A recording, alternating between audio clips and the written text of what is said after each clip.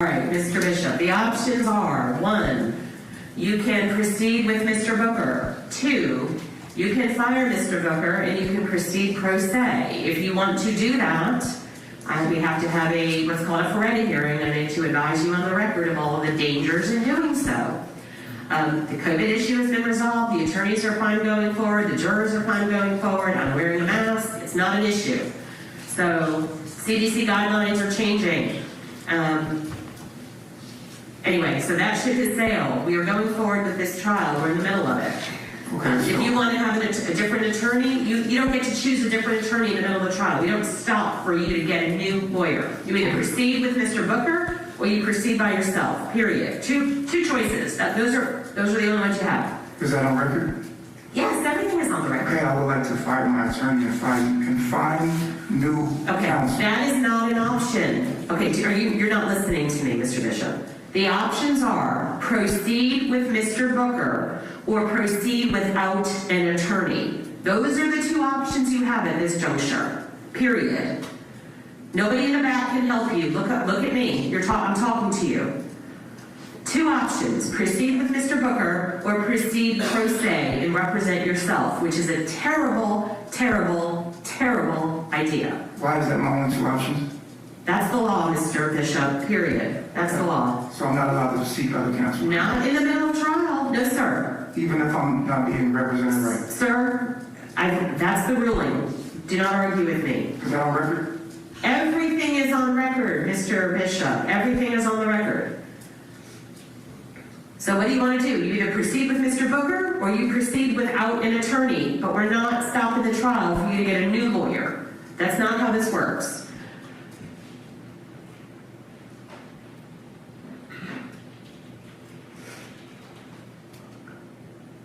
What about the COVID? We've already discussed that, sir. You have a mask, I have a mask, we have hand sanitizers, the jurors are fine with it, counsel's fine with it, we are way more than 5 feet away from each other. So you're trying everything you can to not go forward with this trial. Because I'm not being treated fairly. Okay, you are entitled to your opinion, Mr. Bishop. I'm not going to argue with you. But we are moving forward with the trial, one way or the other. If you're concerned about COVID and you want to stay in the back and do not want to participate in the trial, that is also your right. And we'll try you an extension. That is considered a voluntary absence from court. Really? Really? Because I don't want to be in here and be exposed to COVID? Then you can sit in the back and we can try the case in your absence. So I don't have the right to have any opinion about this? I don't even understand that question. Those are your choices. Meaning like make a decision on my behalf. Okay. Mr. Bishop, this is the last time I'm going to tell you your options, okay? As far as counsel, you either proceed with Mr. Booker or you represent yourself, period. You do not get to stop the trial to hire a new attorney. Number 1. Number 2, COVID. I've discussed this with counsel. We've mentioned it to the jurors. Everybody is fine with going forward. We have masking in place. We have provided you with a mask. We have hand sanitizer. COVID's been going on for 4 years, folks. We got to figure out how to live with this. We are way more than 5 feet apart, and the CDC guidelines are in the process of changing anyway with respect to the isolation rules. Well, they haven't changed yet. They are in the process of changing them to eliminate the isolation requirements and just to require masks. I am wearing a mask. I will wear a mask throughout the entire trial. So that if you're not comfortable with that, and you want to sit in lockup during the course of the trial, that is your right. And that will be considered a voluntary absence from the proceeding. Will I be able to hear what's going on? Nope. There's no feed back there. Nope, you wouldn't be able to hear it. So it's up to you. So 2 choices, sir. Proceed or it's go in the back. That's it. And this is on record? Everything, yes. Everything is on record. Everything I'm saying is on the record. So the appellate courts can hear it. If they think I handled it improperly, they'll have their discretion to do whatever they deem appropriate. So you need to decide now what you're doing.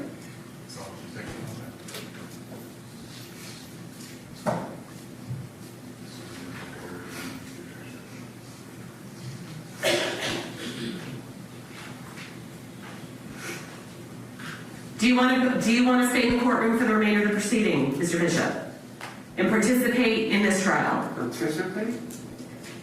Yes. Testify, not testify, be here when witnesses testify. Whether I'm here or not, this is going to go forward. Yes, that is correct. That is correct. Who will be representing me if I fire my lawyer? You will represent yourself. Those are your Okay, and instructions. if I represent myself and not choose to be in the court, then who will represent? Nobody. Nobody. Okay, well, I want to fire my attorney and not be in court. Okay.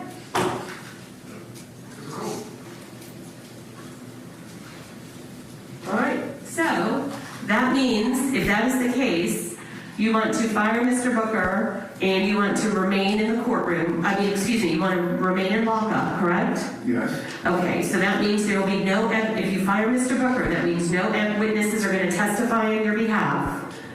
You will be presenting no evidence, and we will move right into the closing arguments. So are you saying that I'm not allowed to defend myself? No, she isn't. That's not what I'm saying at all. You have a right to defend yourself. You have Mr. Booker here, who again is doing an outstanding job on your behalf. Not in my Okay. I told you your options, so decide what you want to do. Do you want to go talk to your client in the back? Okay, let's take 5 minutes. If he wants to, we'll make a motion. Go talk to All right, Mr. Booker. Because we've had a chance to speak in the back, my client out for about the past 5 minutes.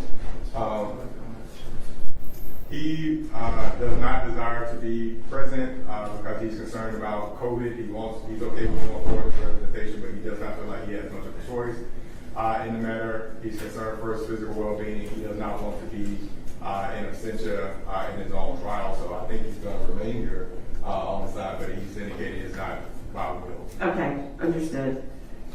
Okay, then we're going to proceed. How many we good? Yes. Okay, all right. Joining us in Atlanta, Georgia, criminal defense attorney Eklund Mercy. Also with us in Phoenix, Arizona, the attorney who represented Jodi Arias. And someday, again, maybe next week, I'm just not going to mention her name. Kirk Nurmi is with us. And in Los Angeles, California, president of the West Coast Trial Lawyers and former federal prosecutor, Nima Rahmani. All right, Eklund, you're in Georgia. You're in courtrooms in Georgia. What would Eklund do if you're in that situation? Oh, there's no trial, because the issue is that we were there. Hundreds of thousands of people lost their lives. And when we, the difference is we have COVID protocols to prevent the spread of COVID. And one of the protocols were like negative tests. Before we could even open things, we needed negative tests. So the idea that although preventative measures were done afterwards, he as a defendant on a trial for his life has absolutely the right to ask for a postponement, because you don't know his story. We don't know. We don't know how COVID can affect him. We don't know if he has a respiratory issue.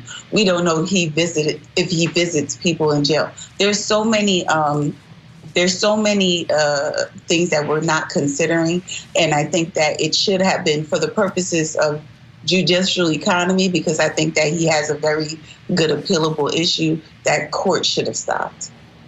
Kirk Nurmi, he felt safer in jail than inside the courtroom.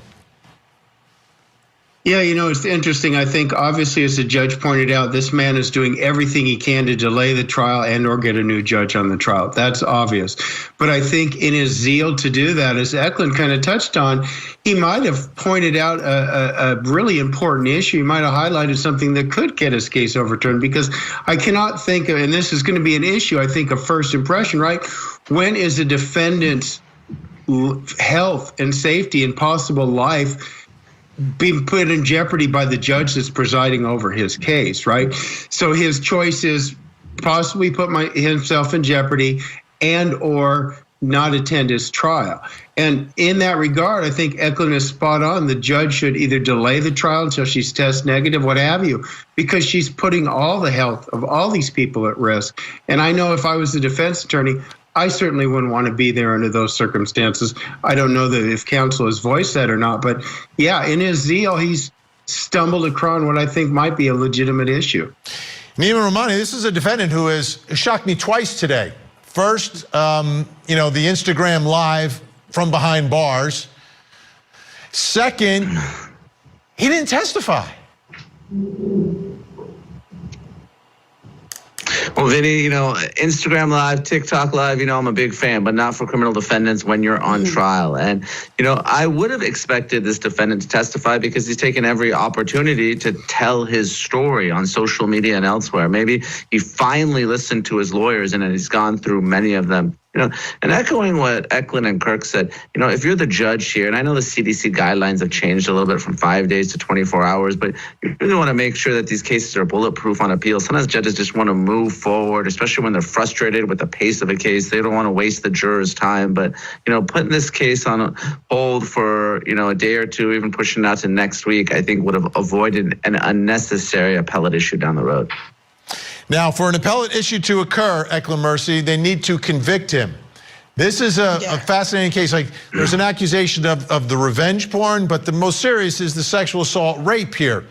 And I'm wondering, you're talking about members of this following, this Carbon Nation. What will it take for this jury to be convinced that this was a sexual assault versus someone who was in this polyamorous thing and was a little bit upset about the way things went? I don't know.